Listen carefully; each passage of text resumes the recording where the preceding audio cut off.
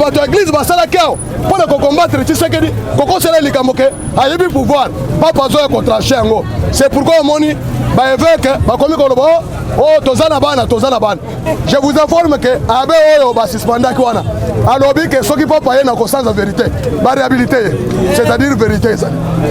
C'est-à-dire bon na bilobela bato te Tshisekedi aye pour ko changer Congo a ko développer Congo. Bon là d'abord fake news te lelo Moïse Katumbi azongi pa Kabila te les 16 oyo bato sala na bango batem ya réconciliation na Martin Fayulu na Kabila na Katanga epa ya Monseigneur Mutebu so bon ba les sous Martin Fayulu oh Tshisekedi azo gérer na Kabila zoka ne bango ne ba pio Kabila bazo travailler na Kabila na Moïse Katumbi lelo toza basali groupe ya ba étranger Mozita lobi na kokende te même lobi na kokende te maintenant vérité ko yeba maintenant na lingi bato mususu ba bana ko lobao 4 étrangers tozo kisoma kama ba étranger na mboko 4 Tshisekedi mwana Tshisekedi aiba étranger pouvoir de biso to iba to yebisi bino boy o Jésus Dieu donné Kaluba bato belé ba kotombe mitu minene kotombe même na état major même na la police même na ane bato belé ba kokwe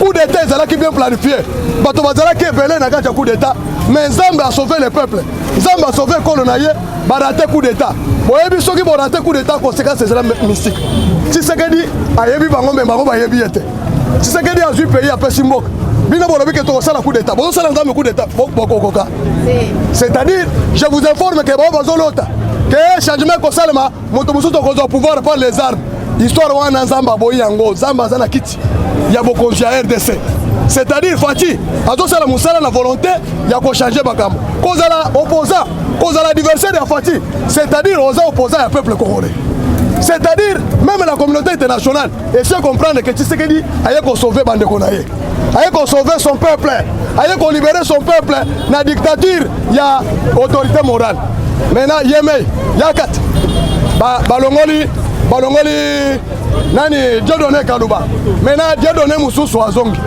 Dieu donné kamude tabadibanga Dieu donné kamude tazongi na ngoi wana yebe to yebisaki bino biko ta ya Nzambe ye tanza ya Nzambe ye ya ko libérer peuple congolais.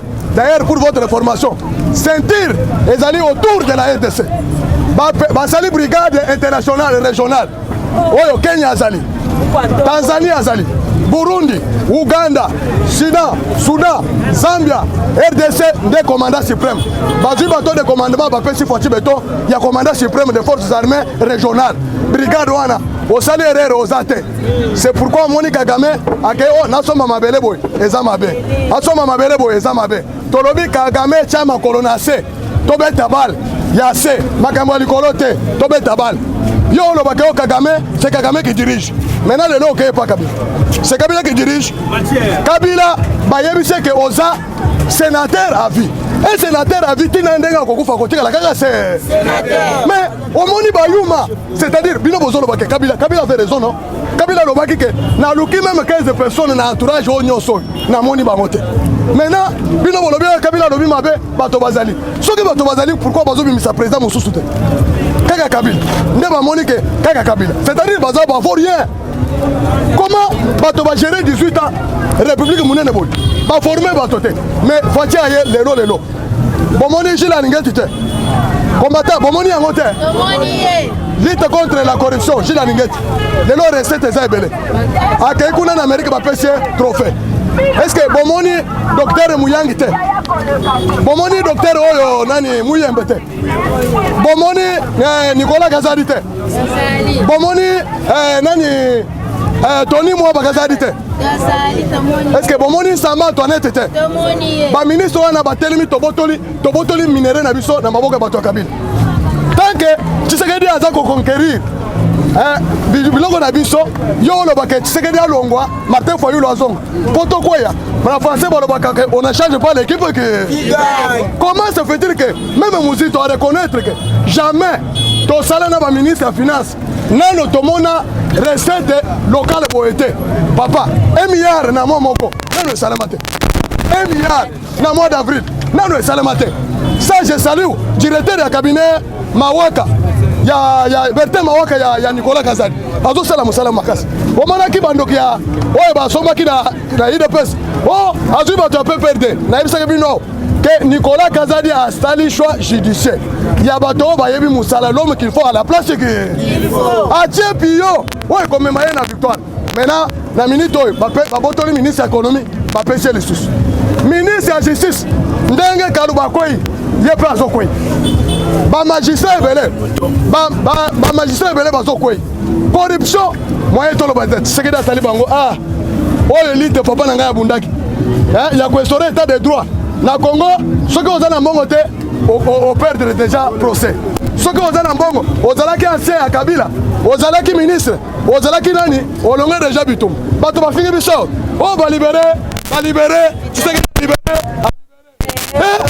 boyebi te Tshisekedi azobuma na silence aza brutal te nde chance na ye wana c'est-à-dire ndenge Kaluba akweyao c'est-à-dire histoire na ye na politique abu papa Kamere ndenge asi akoma wana condamné désarmé akokutia mutu te histoire na ye na Congo abu bato ya Kabila nyonso bomonaki bazosala mapeka boye histoire na bango esesili bango bazoreve ke bakozonga lisusu bakoregrete bokoza lokola bato ya Israel bazongaki nsima na Egypte biso tosto biso bona IDPS bato nyonso bakoti na union sacré soki bazotravaille na vision ya chef de l'état ya IDPS te bokomona bango te nakei na Mbujimayi kobattre campagne rendez-vous compte maintenant nazoloba po comprendre bien naloba te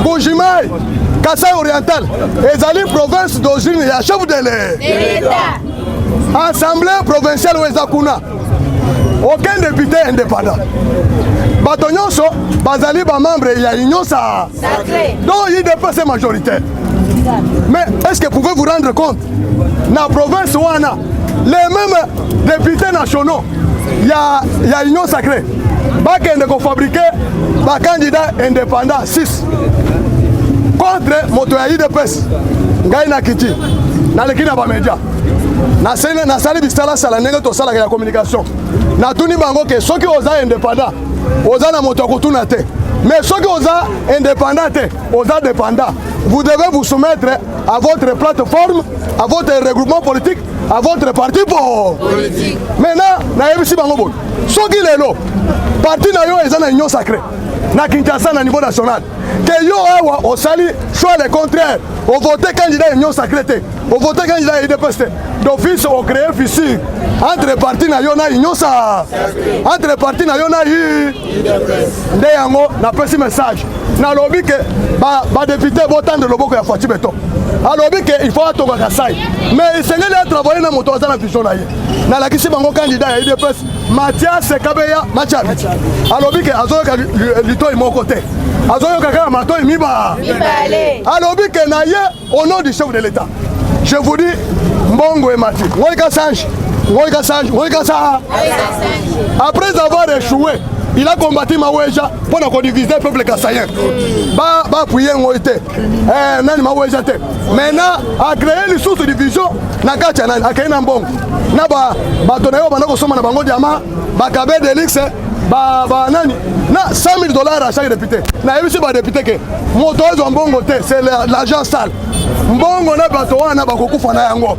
Nde yango omoni Mathias conscience ezongeli na ba députés provinciaux ba voter Mathias à 100%. Ah yebela. Je vous dis, to récupérer province ya Kabila. Chacun de Konaye. Kalemi, il ne peut se récupérer. C'est-à-dire Kalemi, Tanganyika, c'est la province la plus minérée de toutes les provinces. Nde moni Kabila chacun de Konaye, babanda koyiba na Zambie. Bomonaka basoda Zambie bakoti bo. Ezalaki je ya Zoé Kabila na ba Tanzanien. Basomi mbongo, basomi minduki. Bache wana. Oyebi nani général ya Delphin Kaim. Minduki osombaki bakanga yango na Tanzanie côté ya Kalemi. Nde place trou Kabila alingaki asala rébellion. Ba américain balobi ke oye koya sala nini? Je vous dis, l'Amérique est la première puissance du monde. Amérique a monigé ya Chine. Amérique a monigé ya Russie. Amérique a lobia zokande ko pona bango eza na Afrique précisément na Congo nde Amérique a tourné le dos contre Syrie biloko ya kuna en Afrique alobi partenariat privilégié et stratégique pour la paix et la prospérité des peuples ko yebe moto ayoki ayoka Amérique azali na biso comme partenaire, c'est-à-dire au attaquer Fati, au attaquer États-Unis là. Yebela. Je vous dis ceci, ma cambo échangé, société minière américaine, et ça n'a qu'à temps. Minerai na biso connaissance na Chine te. Minerai na biso comme mamboka te, toko transforma, iloba et Tshisekedi wa mulungu. Lelo eza réalisé. Liloba mususu et Tshisekedi alobaki, ayebisa ki Félix Sekangela Kabila ligote. Oye na ligote ko bomayete. Kabila nenga zawa aza déjà ligote. Kala mingi te, ndenge président ya cour constitutionnelle, président ya magistrature suprême, o banda ko protéger ba Kabila sakwei. Yeba eza ko kwa ya bato ya Kabila nyo. Abu.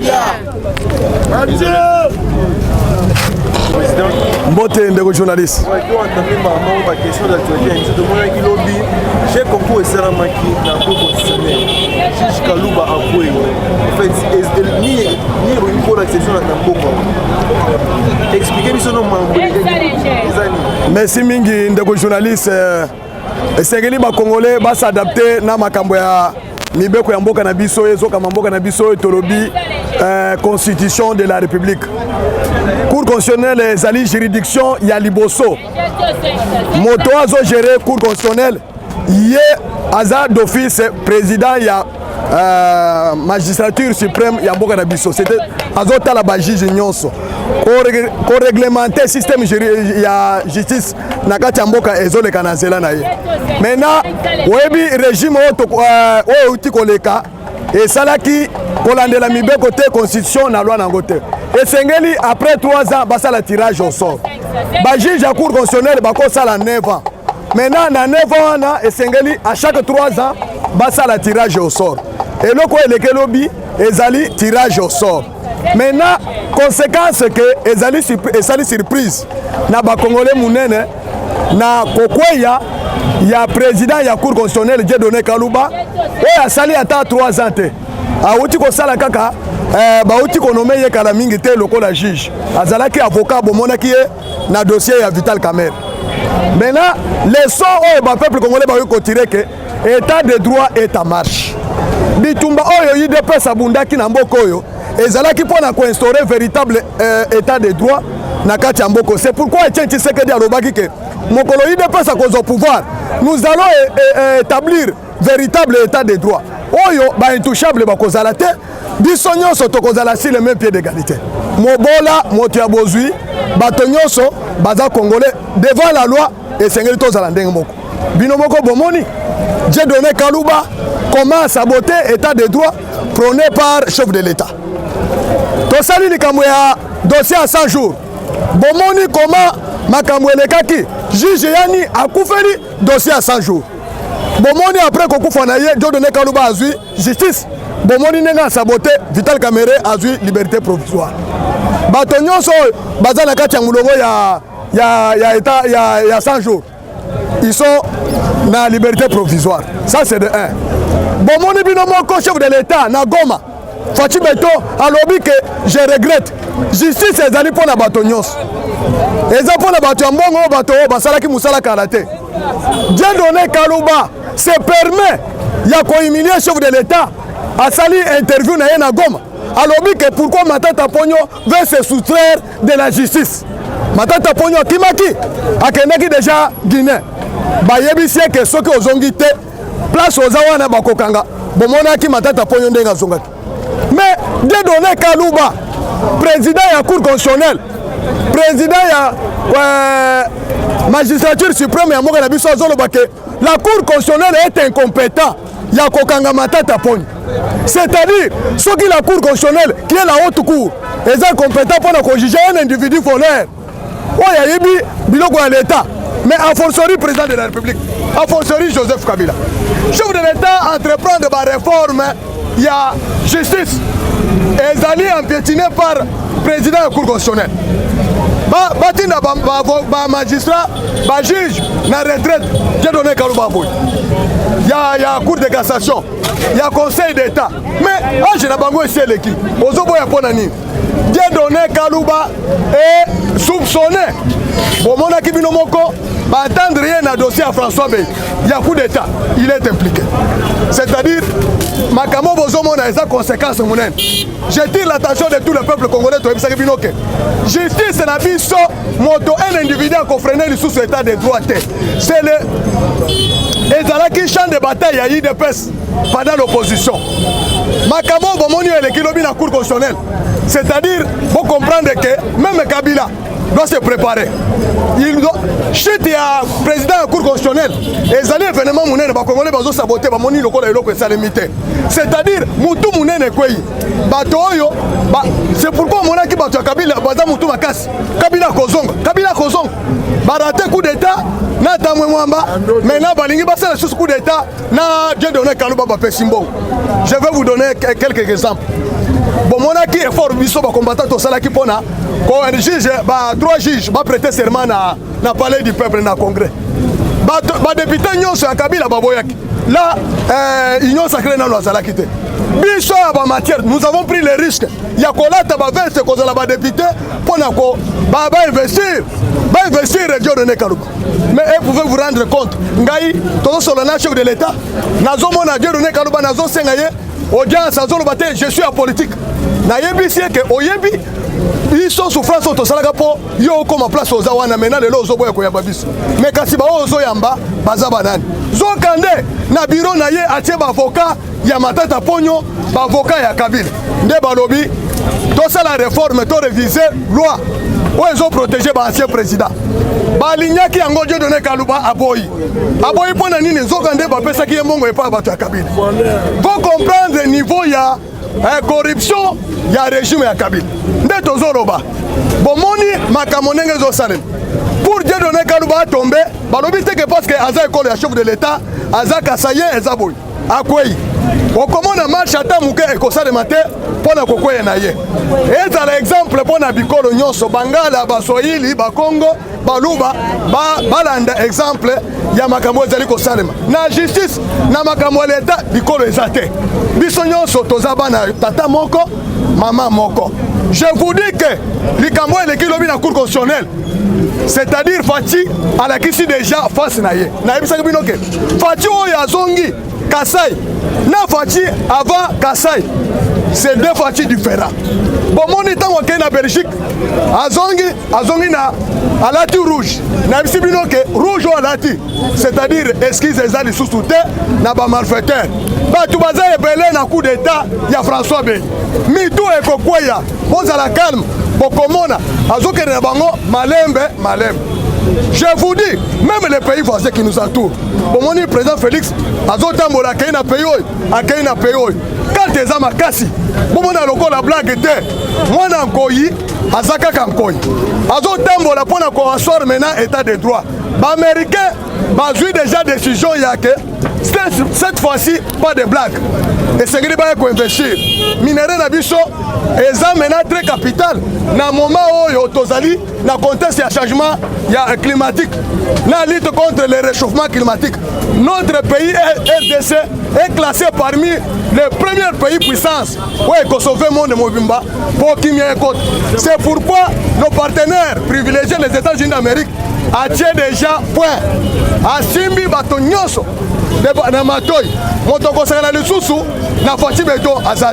D'ailleurs, pour votre information, na minute na Abidjan, a lobby que remaniement et en téléchargement na cabinet na ye. C'est-à-dire bakosa la balai, bokomo na bamini binyonso bazalaki ya Kabila. Bazo collaborer na Kabila bakosa la terre. Même au sein du gouvernement, il y aura retouche pour na bazo bato, on va accompagner chef de l'État parce que vision na biso ils ont tout droit vers les élections de 2023.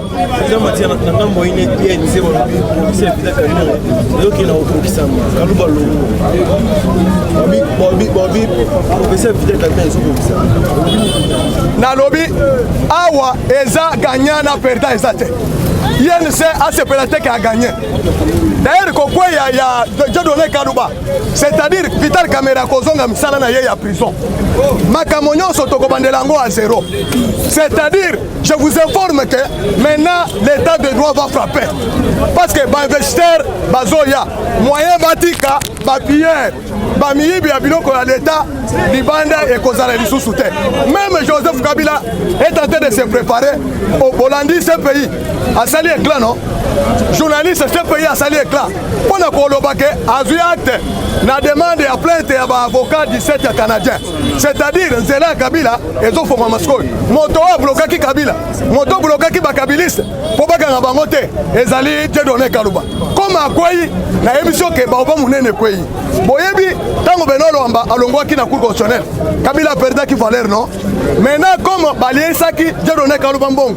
Ba procureur rebelle, ba magistrat rebelle mbongo epa bato Kabila, ba millions de millions. Po ba saboter Tshisekedi. Po ba kwesa Tshisekedi na nzela ya coup d'état. C'est-à-dire je vous informe que bon s'attendre na makambo minene. Cour constitutionnelle ce n'est pas n'importe quelle juridiction. Ce que mon chef de l'État a radié président de la Cour constitutionnelle, c'est-à-dire à mon côté à cause de la face à cause de la tête. Je vous informe que Tokozonga le souci matin, bon moni, tu as récupéré 18 provinces. Hein? Déboulonnement, tu as récupéré 18 provinces. Tu as fait l'élection, ça a mis 14 provinces. Tout, à qui a fait béton. Bon mon andenge, ma soleil zoken. Plus c'est d'un abisso, il y a état de siège. Et commis 16. Plus c'est Katanga lo alab. Province stratégique et minerai stratégique. C'est-à-dire, tu as 18 provinces. Tu as kende, mouké, tu conquérir Congo Nyos. Frontière d'Abisso, ils ont déjà fermé. Bon, on est à Zambie. Ouais, banda ko sala COP na Zoé Kabila, na bato Kabila na Katanga. Zambie a sengi moko ke Fati Beton, tout ça l'accord d'une manière légale. Moyen les sous un pays, il y a frontière d'Abisso, côté d'Abisso, ko iba minéraux d'Abisso ezate. Tala ndenge toche Kagame panzi likolo. Tala ndenge président Kenya Juba. Président ya Sud Soudan wana. C'est un dictateur non? Mais tala ndenge Fati akei et pas na yemoko. Ayebisi que changer attitude na yo parce que il n'y a pas d'excuse pour le moment. Pour le développement à Congo et Afrique mobimba, on n'excuse pas. Maintenant bamindele ba occidentaux ba monique. Soki totiki Afrique, na bitumbo eza na Ukraine na Russie. Maintenant guerre mondiale est s'amplifier. Pour faire preuve et s'engagner to protéger coffre-fort. Coffre-fort c'est la République démocratique du Congo. Babengi pays solution. Nde bozomona armée na biso ezaka na kwati ya monter en puissance. Bolandi M23 to balaye. Basengi cesser le feu tolobi te to bunda. Ezala e banda ko sale matin. Kagame a perdre le contrôle. Tous les pays voisins va s'allier derrière Félix Tshisekedi. C'est pour vous dire que à la lire où vont les choses. Peuple congolais pose à la prudence. Recensement ils ont salem. Tokoyeba qui est congolais qui n'est pas congolais. Makambo ezana kati ya ko se planter toyeba ba étranger nyonso ba infiltrer ki Congo ba ko bima libanda. Po toyeba bikolo na bango. Pour votre information, CENI est en train de se préparer pour organiser les premières élections où il y a seulement na Congo. Ndeyango mobeko na biso la loi électorale oyo ils ont radié tous les antivaleurs, tous les médiocres na classe politique na biso bazo traitango jeudi. Bato Kabila basengi dialogue toboy. Catholique a sengi dialogue toboy. Martin Fayulu a sengi dialogue toboy. Ndenge Fatia lobi boy. Pas question ya moto comme député par négociation. Par la rébellion. Pas moto comme ministre par négociation ou par rébellion. Makamboana Abou. Je vous informe que na minute tozolo banabino langage est changé. Muzito maintenant comprend que moto tolobaki ke aza patin. Toko créer sécurité ba investisseur bayate. Avec nos propres ressources, recettes, oyo ministre ya finance Nicolas Kazadi et sali record historique. Jamais en Afrique, aucun pays n'a jamais récolté de telles recettes propres dans son pays. C'est-à-dire gestion à Félix Tshisekedi et Bimichi Kitoko à travers le ministre Yawario.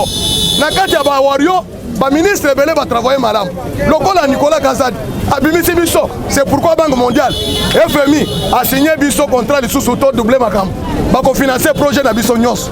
C'est pourquoi moni ba projet belé oyo chef de l'état fongoli et qu'on a exécuté même le projet à 145 territoires et qu'on c'est pour la première fois Congo n'a pas construit rien. Même Babel Chibaza témoin. Mais avec ce projet de 145 territoires, la République démocratique du Congo sera un pays plus beau même que l'Afrique du Sud. Un pays beau plus que la France. Parce que les pays nous sont oyo, ils ont développé la minéralité. Mais biso dans la minéralité l'Allemagne de l'Afrique sera la République démocratique du Congo. Bato bazo mona que eza blague, bako regretter. Muzito finit par comprendre que non. J'ai jamais vu. Bolanda ye le 12 na top Congo. Moto alobaki biloba wana. Maintenant skoyo toyeba entre Martin Fayulu na Tshisekedi qui était intelligent, qui était préparé pour gérer ce pays. Omoni na makamamboka, oko gérer une cité ou une entité soki oyebi histoire ya ngote. Tala conséquence Kabila yao. Ayebi ata histoire ya mboka te. Bomoni ndenge makambo elekeli yetu. 18 ans 0. Esengeli mwana mboka wa yebi histoire ya mboka oyo. Félix Tshisekedi aya atala na constitution amona ke esengeli bana batanga ofele. Mais bato basalaki constitution wana ezalaki Kabila te na 2006. Mais Tshisekedi aye lelo azui article 43 ya constitution alobi ke bana batanga ofele. Tshisekedi aye lelo amoni ke pona kosilisa bitumba esengeli tokende to recourir na état de siège. Basali état de siège. Botala kuna ndenge Kagame azali kole. Tshisekedi aye lelo alobi pona ko développer Congo esengeli d'abord ko désenclaver Congo par mécanisme infrastructure routière. Accueilli d'abord na Moanda. Alobi d'abord il faut tout ça la port ya banane en eau profonde. Pour fongo na biso nzela biloko ekota. Tokei kuna afongoli yango. Eza en cours. Alobi que il faut tout ça la banzela asali chilejel. Zela kala mamouche. O ezo kitangola ekiti na kana ezoya. Zela ya kana na Mbushimai ezo salema. Zela Mbushimai port ya Ndomba ezali. Zela ya Mbushimai Goma Kalemi ezo salema na mois de juin. Ba expert égyptien bazana nzela au mois de juin bazo kanda déjà misala. Délégation ya RDC o Tshisekedi atindaki 50 personnes. Ekendaki na Égypte batali modèle ya ville. O nini ezana Égypte o bakosana na Congo. Je vous dis blague ezali sous terre. Makambo ya développement démocratie ezalaka te. Wana il faut na yebisa bino. To yebisi Tshisekedi a imposé développement. Makambo ya ba politicien na Congo tolembi yango. Basali politique, basali dialogue, basali boyeboy. Et nous tomoni yango te. Mais tolingi changement. Peuple congolais a se retrouvé. Ba peuple basala misala, ba jeune bazo misala, ba jeune ba tanga na condition bien. Awa motozo no bela lisusu te. Boke ne kotala université ya Kinshasa. Tango Kabila géraki yango 18 ans, na tango Tshisekedi azui yango pendant 3 ans. Est-ce que bomoni réhabilitation? Est-ce que bomoni état de route? Oh, Tshisekedi asali. Bato bazo mona te. Makambo ebele salimi boke ndeko masko bozo mona poto. C'est pourquoi Papa